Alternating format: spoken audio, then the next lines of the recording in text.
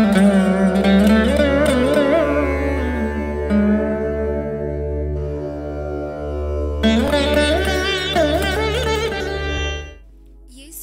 విశ్రాంతి దినమున స్వస్థపరిచినందున ఆ సమాజ మందిరపు అధికారి కోపముతో మండిపడి జనసమూహమును చూచి, పనిచేయదగిన 6 దినములు కలవు గనుక ఆ దినములలోనే వచ్చి స్వస్థత పొందుడి, విశ్రాంతి దినమందు రావద్దని చెప్పెను.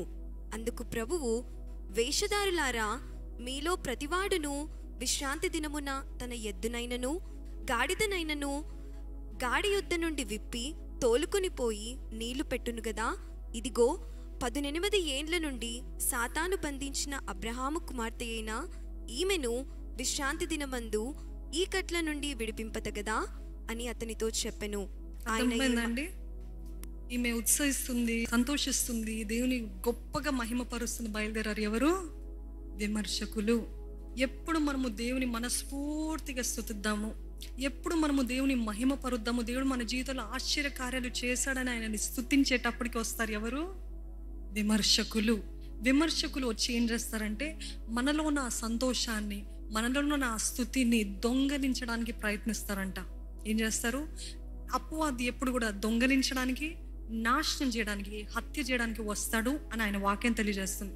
ఈ స్త్రీ అంత ఉత్సాహంగా సంతోషంగా దేవుని స్తుతిస్తుంటే ఈయన వచ్చాడు అడ్డుగా. వచ్చి, ఏంటి స్వస్థపరుస్తావా, సబ్బాత్ రోజున స్వస్థపరుస్తావా, ఏంటి నువ్వు చేసే పని అని స్టార్ట్ చేస్తాడంట అధికారి.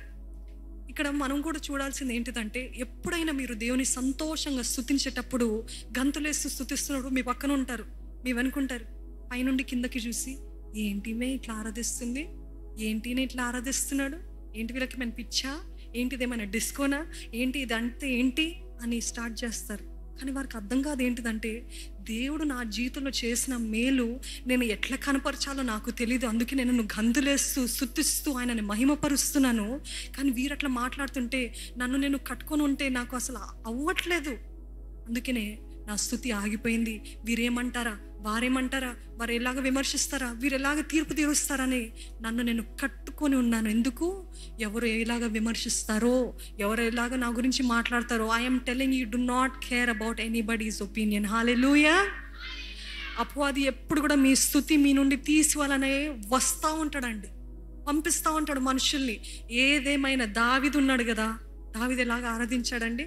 దావీదు మహారాజు దగ్ధంగా ఆరాధించాడంట. నువ్వేమనుకుంటే, నా భార్య ఏమనుకుంటే, ఈ పని కత్తెలు ఉంటే అనుకుంటే, ఏమనుకుంటే, నేను మాత్రం నా దేవుని ఆరాధిస్తాను. ఎందుకంటే ఒకప్పుడు గొర్రెల కాపరిగా ఉన్నాను, ఒకప్పుడు ఇంత దీన దశలో, ఇంత పనికి మాలిన దశలో ఉన్నప్పుడు దేవుడు ఈరోజు నన్ను మహారాజుగా నిలబెట్టాడు, కాబట్టి నేను ఆయనని మనస్ఫూర్తిగా ఆరాధిస్తానని గంభీరంగా ఆరాధించాడంట. Because he did not care. Today I'm telling you, do you really care about what people say about you when you're worshipping God? Because the enemy always comes to steal your Joy.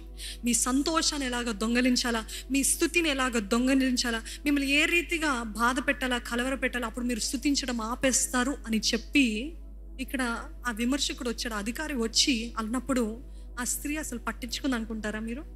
అక్కడ ఉందా స్త్రీ తన స్తుతి ఆపింది, లేకపోతే స్త్రీ తన స్తుతి? I believe that she kept on praising God, because only the person who experiences miracles cannot stop praising God. హల్లెలూయా. అద్భుతాలు అనుభవించిన వారే స్తుతించకుండా ఉండలేరండి. నువ్వు ఏమనుకుంటే ఏంటి, నా జీవితంలో దేవుడు చేసిన కార్యాలు అంతా ఇంత కాదు. 18 సంవత్సరాలు నేను బందీగా ఉంటే దేవుడు ఒక్క నిమిషంలో నన్ను ఇట్లా విడిపిస్తే నేను ఆయనని స్తుతించకుండా ఉండలేనని గంతులేసుకుంటా వెళ్ళిందేమో. నేను అదే అంటానండి, మీరు ఎప్పుడైనా దేవుని స్తుతించేటప్పుడు, మీరు ఎప్పుడైనా దేవుని మహిమపరచాలన్నప్పుడు, దేవునికి ఏమైనా చేయాలన్నప్పుడు, దేవుని కోసం ఏమైనా తెగించాలనుకున్నప్పుడు, దేవుని కోసం ఏమైనా ఇవ్వాలనుకున్నప్పుడు వస్తుంది మీ భార్య, ఇంత దేవునికి అవసరం అంటావా? లేకపోతే మీ భర్త వస్తారు, ఇంత దేవునికి అవసరం అంటావా, మరి మనకేది అని అంటారు. దేవుని కోసం ఏదైనా చేయాలంటే, నీకు అంత సీన్ లేదు, నీ గత జీవితం ఎట్లుందో చూసుకో, ఒకసారి నీ బ్రతుకు ఎట్లుండిందో చూసుకో అని అంటారు. మీరు ఏదైనా దేవుని కోసం చేయాలంటే వస్తారు ఎవరు? అపవాది వచ్చి 2 కమ్ములతో వచ్చి భయంకరమైన వికృతమైన రూపంలో వచ్చి మన ముందు నిలబడి చెప్పడండి, మన పక్కనున్న వారే, మనం ఎంతో నమ్మిన వారే, మనం ఎంతో సన్నిహితులు ఉన్న వారి రూపంలో వచ్చి ఏమంటాడు తెలుసా?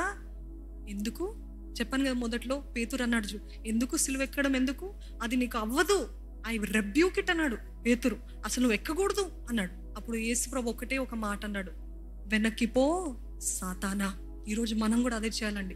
మీకు దేవుడు ప్రేరేపించాడు ఈ కార్యము చేయాలని, మీకు దేవుడు ప్రేరేపించాడు ఇంత ఇవ్వాలని, మీకు దేవుడు ప్రేరేపించాడు మీరు వాడబడాలని, మీకు ప్రేరేపణలు నాకు వచ్చినాయి ప్రేరేపణలు అన్నవారు ఉన్నారా? దేవుని మహిమ కోసం నేను ఇది చేయాలని నాకు ప్రేరేపణ వచ్చింది. అదే వారు మీకు ఎటువంటి అడ్డంకులు ఎవరి ద్వారా వచ్చినాయా? చేతులెత్తి చూపిస్తారా? అప్పుడు మనం అనాల్సింది ఏంటో తెలుసా? వెనక్కి పో సాతానా. Because if God has prompted you to do something, there will always be criticism. There will always be hurdles, hindrances, always trying to stop you from doing what God wants you to do.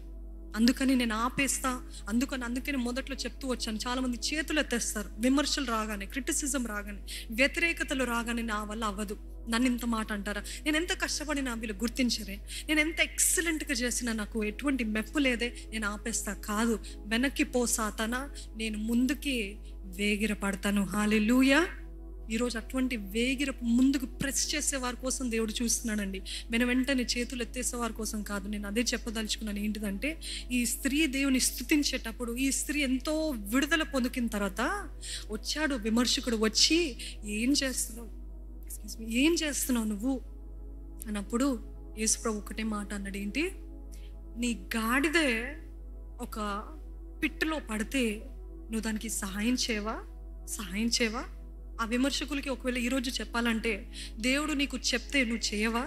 దేవుడు నీకు సహాయం చేయమంటే, ఒకవేళ నీ సొంత కూతురే అట్లాంటి బలహీన పరిస్థితిలో ఉంటే అదే అధికారి వచ్చి యేసుప్రభు దగ్గర అడుగుండేవాడా కాదా అనుకుని చూడండి. ఒకవేళ అధికారి ఒక బిడ్డ చచ్చిపోతున్న స్థితిలో ఉంది, పీడించబడుతున్న స్థితిలో ఉంది, దయ్యాల చేత పట్టబడిన స్థితిలో ఉంది, ఆ అధికారి వచ్చి యేసుప్రభు దగ్గర అడగడా? ఎందుకంటే ఆయన సిచ్యువేషన్ అట్లాంటి స్థితికి ఆయన నడిపించింది. ఈరోజు మనము చాలా తీర్పులు తీర్చేస్తూ ఉంటామండి.